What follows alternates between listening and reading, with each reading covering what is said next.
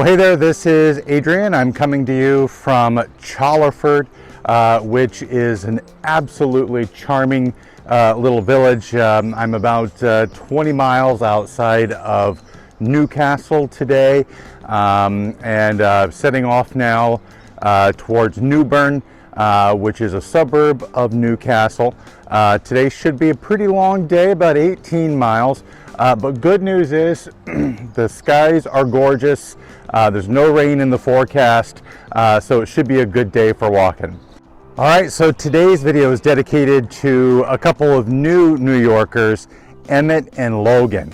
Emmett is an extremely bright kid and probably the youngest dinosaur expert I know. And if anybody was ever going to be a future Dr. Grant, it's Emmett. And Logan, I didn't get to personally meet, but I was with her family just days before she was born. So guys, this video is for you. Hope you enjoy. As always, this project is a fundraiser benefiting Resource Center Dallas. I hope that you will support my effort here. It's been a long way coming, and so I appreciate all the support for everyone who has participated in the campaign so far. If you've not yet done so, please consider making a donation today.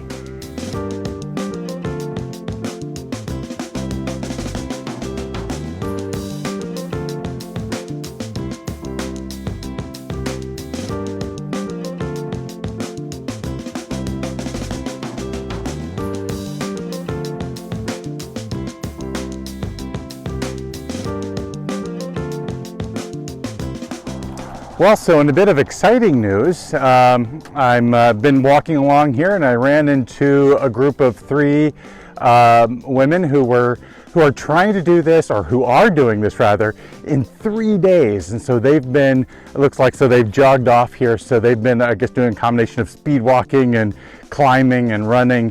So they're just about done. We had a brief little chat, and £10 donation in cash.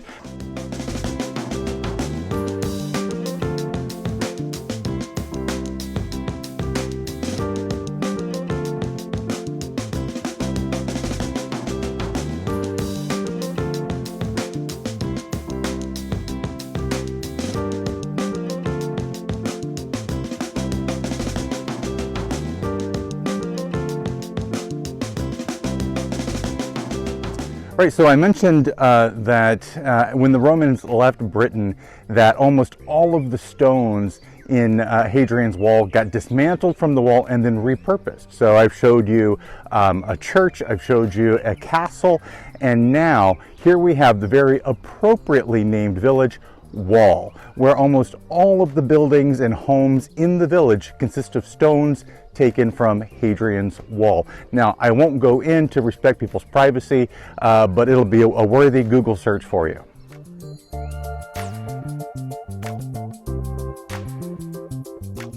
Well, so you've probably noticed, if you've been looking closely at some of the footage that I've shot, that there have been big patches of yellow in the scenes. Just vibrant. The countryside is just dotted with it. So what this is, these will be cultivated, and it's what makes canola oil.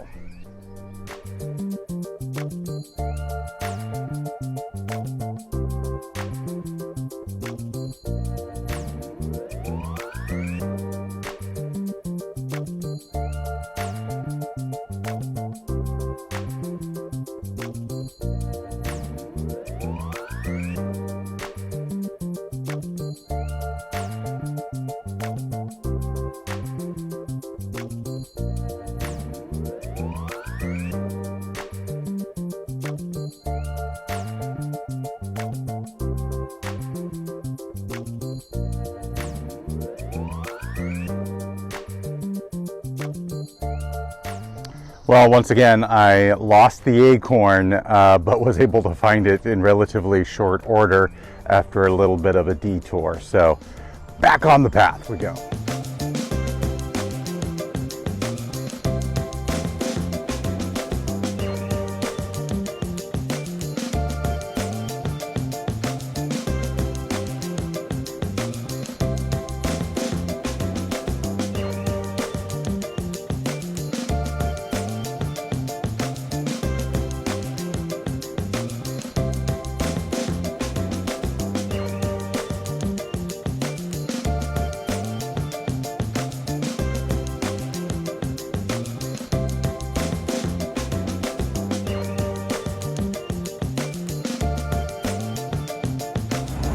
Well, so I've just made it into the city center of Newcastle. So just another mile or two left to get to Second Dunham Roman Fort and the end of the Hadrian's Wall path.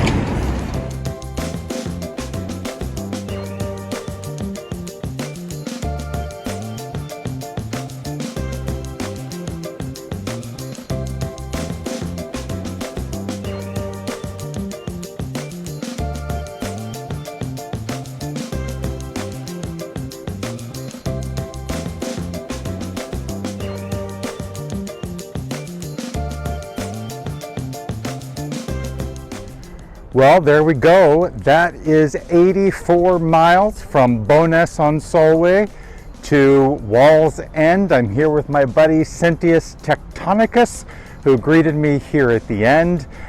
So I have officially completed the 84-mile national trail for the Hadrian's Wall path. But as I've said, I'm not done yet. I still got to get to the coast. So today I'm going to go back, rest up, and then head on out to Tynemouth tomorrow, where I will officially end this journey at the shores of the North Sea.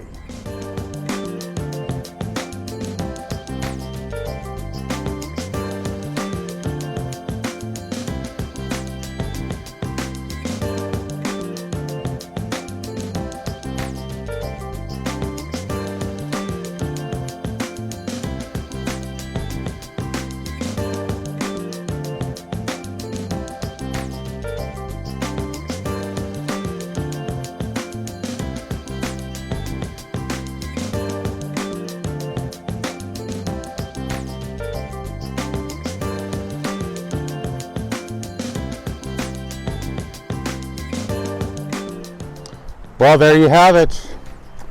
I'm here at Tynemouth. I started this journey a week ago on the shores of the Irish Sea and the Solway Firth. I walked across this nation on trails. I explored history. I explored cities and villages and towns. I climbed crags. I had bloody, blistery feet and a broken toe, and I've now reached the point of the journey where I've gone as far as my feet can take me, and I'm here on the east coast of Britain with the North Sea behind me.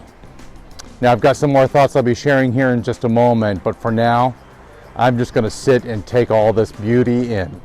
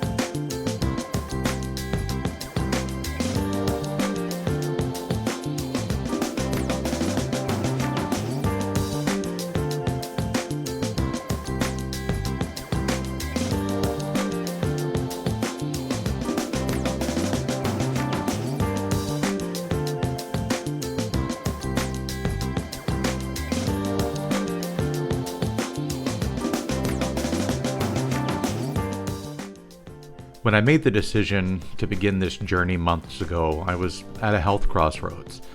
The pandemic took its toll in a number of ways, and for me there were some pretty significant physical impacts. My blood pressure was very high, my cholesterol was very high, my blood sugar was too high, and I was officially diagnosed with type 2 diabetes. And I've been on both oral and injectable medication for that. My testosterone was low, and I was on treatment for that as well.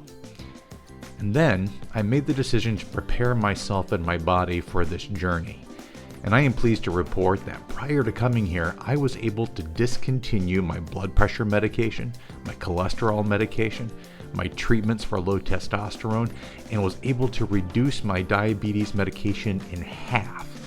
And my A1C levels are within the parameters of having well-controlled diabetes now, and hopefully in the not too distant future, I'll be able to transition into remission if I can keep this up.